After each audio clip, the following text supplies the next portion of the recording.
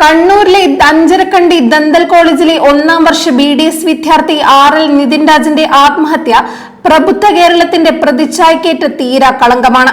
ജാതി വിവേചനത്തിനും സാമൂഹിക അനാചാരങ്ങൾക്കുമെതിരെ അധസ്ഥിത പിന്നോക്ക ജനവിഭാഗങ്ങളുടെ വിദ്യാഭ്യാസ അവകാശങ്ങൾക്കും സാമൂഹിക നവോത്ഥാനത്തിനും വേണ്ടിയുള്ള പോരാട്ടം ഒരു നൂറ്റാണ്ടിലേറെ കാലം പിന്നിട്ടിട്ടും ജാതി വിവേചനത്തിന്റെയും സാമൂഹിക ദുരവസ്ഥകളുടെയും ജുഗുപ്സാവഹമായ അവശിഷ്ടങ്ങൾ കേരള സമൂഹത്തെ ഇപ്പോഴും പിന്തുടർന്ന് വേട്ടയാടുന്നുവെന്നത് ഒരു പരിഷ്കൃത ജനസമൂഹത്തിന് അപമാനകരമാണ്. സമൂഹത്തിന് മാതൃകയാകേണ്ടവരും സാമൂഹിക മാറ്റങ്ങളുടെയും പുരോഗതിയുടെയും പതാകവാഹകരാകേണ്ടവരുമായ അധ്യാപകരും വിദ്യാഭ്യാസ സ്ഥാപനത്തിന്റെ നടത്തിപ്പുകാരുമാണ് നിതിൻ രാജിന്റെ ദാരുണാന്ത്യത്തിന്റെ ഉത്തരവാദികളെന്നാണ് ഇതിനകം പുറത്തുവന്ന വാർത്തകളെല്ലാം വിരൽ ചൂണ്ടുന്നത്. കുറ്റാരോപിതനായ ദന്തൽ അനാട്ടമി വകുപ്പ് തലവൻ ഡോക്ടർ MK റാം വിദ്യാർത്ഥികൾക്കെതിരായ പെരുമാറ്റ ദൂഷ്യങ്ങളുടെയും പേരിൽ ആരോപണങ്ങൾക്കും ശിക്ഷാ നടപടികൾക്കും വിധേയനാണെന്ന് വിദ്യാർത്ഥികൾ ആരോപിക്കുന്നു. ജാതിയുടെയും നിറത്തിന്റെയും ശാരീരിക സവിശേഷതകളുടെയും പേരിൽ അപമാനിക്കുക, അക്കാദമിക വിഷയങ്ങളിലും നടപടിക്രമങ്ങളിലും വിവേചനപൂർവ്വവും വൈരനിര്യാതന ബുദ്ധിയോടെയും പെരുമാറുക തുടങ്ങിയവയുടെ പേരിലും റാം ആരോപണ വിധേയനാണ്. ഇയാളും നിതിൻ രാജിന്റെ ദാരുണാന്ത്യത്തിൽ ആരോപണ വിധേയയായ മറ്റൊരു അധ്യാപിക ഡോക്ടർ KT സംഗീത നമ്പ്യാരും സംഭവത്തെ തുടർന്ന് ഒളിവിലാണ്. സംഭവത്തിൽ പോലീസ് കേസെടുക്കുകയും പ്രത്യേക അന്വേഷണ സംഘത്തെ നിയോഗിക്കുകയും അന്വേഷണം ആരംഭിക്കുകയും ചെയ്തിട്ടുണ്ട്. ദേശീയ പട്ടികജാതി കമ്മീഷനും സംസ്ഥാന പട്ടികജാതി പട്ടികവർഗ കമ്മീഷനും ബന്ധപ്പെട്ട പോലീസ് അധികാര കേന്ദ്രങ്ങളോട് സമയബന്ധിതമായി റിപ്പോർട്ട് ആവശ്യപ്പെട്ടിട്ടുണ്ട്. സംസ്ഥാന യുവജന കമ്മീഷനും വിഷയത്തിൽ സംയോജിതമായ ഇടപെടലിന് മുതിർന്നിട്ടുണ്ട്. സ്വഭാവത്തിലും ഉള്ളടക്കത്തിലും വ്യത്യസ്തമെങ്കിലും പൂക്കോട് വെറ്റിനറി കോളേജ് ഹോസ്റ്റലിൽ 2ാം വർഷ വിദ്യാർത്ഥി സിദ്ധാർത്ഥ് ക്രൂരമായ റാഗിങ്ങിനെ തുടർന്ന് ആത്മഹത്യ ചെയ്ത സംഭവമടക്കം അപൂർവം ദുരന്തങ്ങൾ ആവർത്തിക്കപ്പെടാതിരിക്കാൻ കരുതലോടെയുള്ള ഇടപെടലുകൾക്ക് ബന്ധപ്പെട്ടവർ തയ്യാറാവണം.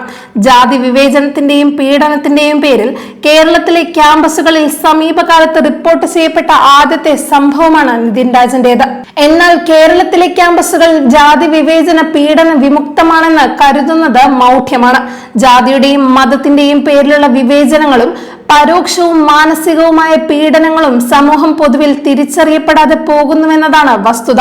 രാഷ്ട്രീയ അവബോധമുള്ള വിദ്യാർത്ഥി അധ്യാപക സംഘടനകളുടെ അഭാവത്തിൽ കേരളത്തിലെ പല സ്വകാര്യ സ്വാശ്രയ ക്യാമ്പസുകളിലും അത്തരം അടിയൊഴുക്കുകൾ സജീവമാണ്. അത് തിരിച്ചറിയാനും സാമൂഹികവും വിദ്യാഭ്യാസപരവും സാമ്പത്തികവുമായ അരക്ഷിതാവസ്ഥ നേരിടുന്ന വിഭാഗങ്ങളെ വിവേചനങ്ങളിൽ നിന്നും അതിക്രമങ്ങളിൽ നിന്നും ഒറ്റപ്പെടുത്തലുകളിൽ നിന്നും സംരക്ഷിക്കാനുള്ള സുരക്ഷിത വലയം സൃഷ്ടിക്കാനും സമൂഹത്തിന് ബാധ്യതയും ഉത്തരവാദിത്വവുമുണ്ട്.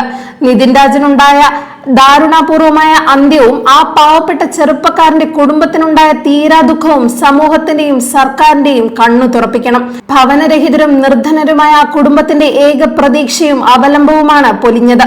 ആ കുടുംബം അനാഥമായിക്കൂടാ. അവരുടെ പുനരധിവാസത്തിന് ഉതകുന്ന വീടും ജീവിത സുരക്ഷയ്ക്ക് ആവശ്യമായ സഹായധനവും നൽകാൻ സംസ്ഥാന സർക്കാർ ആവശ്യമെങ്കിൽ നല്ലവരായ പൊതുജനങ്ങളുടെ പിന്തുണയോടെ മുന്നോട്ട് വരുമെന്ന് സമൂഹവും സ്വാഭാവികമായും പ്രതീക്ഷിക്കുന്നു. നിതിൻ രാജിന്റെ ജീവൻ അപഹരിക്കാൻ കാരണമായവരെയും അറിഞ്ഞോ അറിയാതെയോ അത്തരമൊരു ദുരന്തം തടയുന്നതിൽ പരാജയപ്പെട്ട സ്ഥാപന മേധാവികളെയും നിയമത്തിന് മുന്നിൽ കൊണ്ടുവരാനും മാതൃകാപരമായി ശിക്ഷിക്കാനും ഇപ്പോൾ ആരംഭിച്ച അന്വേഷണ സംവിധാനത്തിന് കഴിയണം. സമൂഹത്തിന്റെയും സർക്കാരിന്റെയും ഉത്തരവാദിത്വം അവിടം കൊണ്ട് അവസാനിക്കുന്നില്ല.